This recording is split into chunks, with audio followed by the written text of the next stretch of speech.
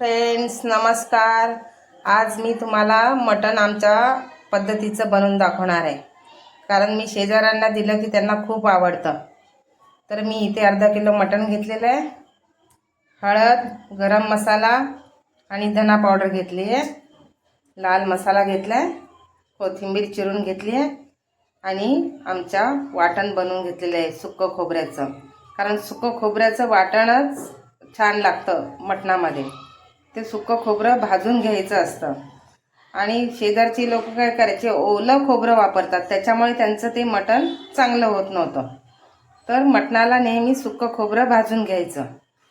इथे कांदा चिरून घेतलेला आहे, दालचिनीचे घेतलेली आहे, एक फूल घेतलेलं आहे, आलं घेतलेलं आहे। तर चला आपण बनवूया। हे 2 तेजपत्ता पण घेतलेले आहेत। आता आपण तेल टाकून घेऊया।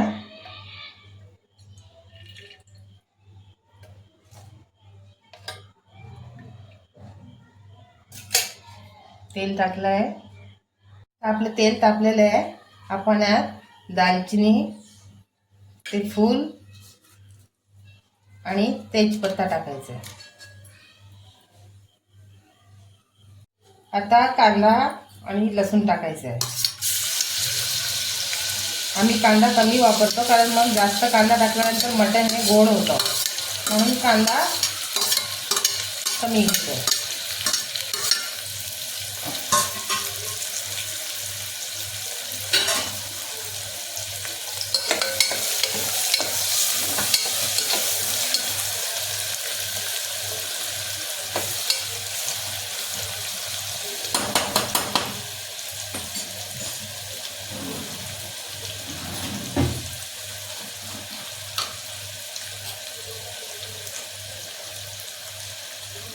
हिंग टाकायचं,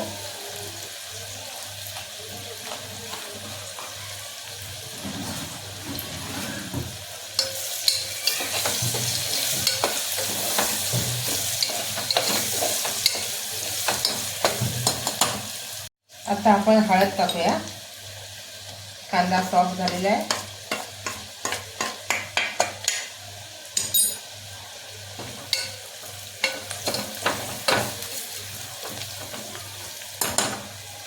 गरम मसाला आणि धना पावडर टाकून घेऊ।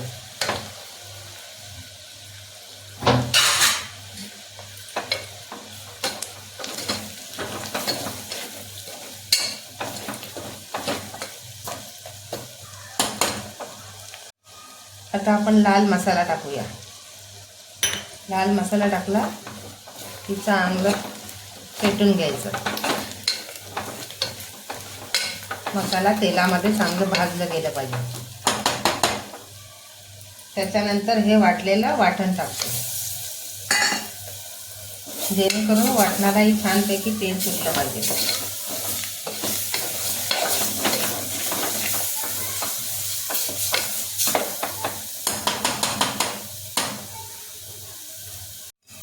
तर आपण छानपैकी वाटण टाकून घेतलेलं आहे।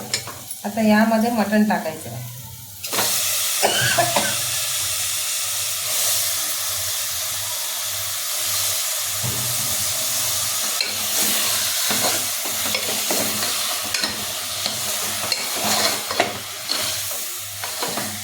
चांगलं हलवून घ्यायचं।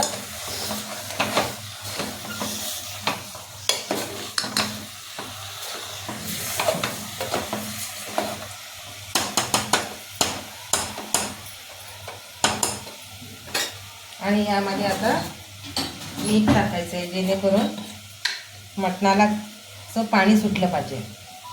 मीठ टाकून थोडा वेळ झाकून ठेवायचं।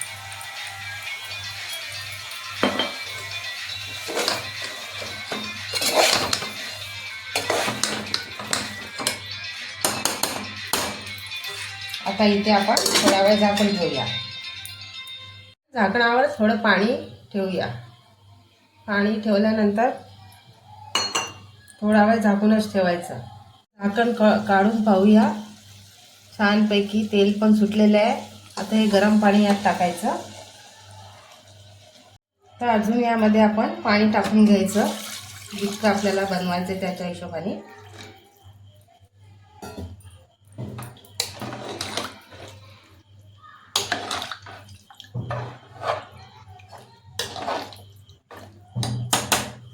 आणि कोथिंबीर टाकून शिजत ठेवायचं. थोडं मीठ टाकायचं कारण अगोदर आपण टाकलेलं होतं पाणी सुटण्यासाठी. मग आता थोडंसंच टाकायचं आणि मग नंतर टेस्ट करून कमी जास्त चेक करायचं. आपलं मटण रेडी झालेलं आहे. तुम्ही अशा पद्धतीने करून पहा कसं होते ते आणि कमेंटमध्ये जरूर सांगा.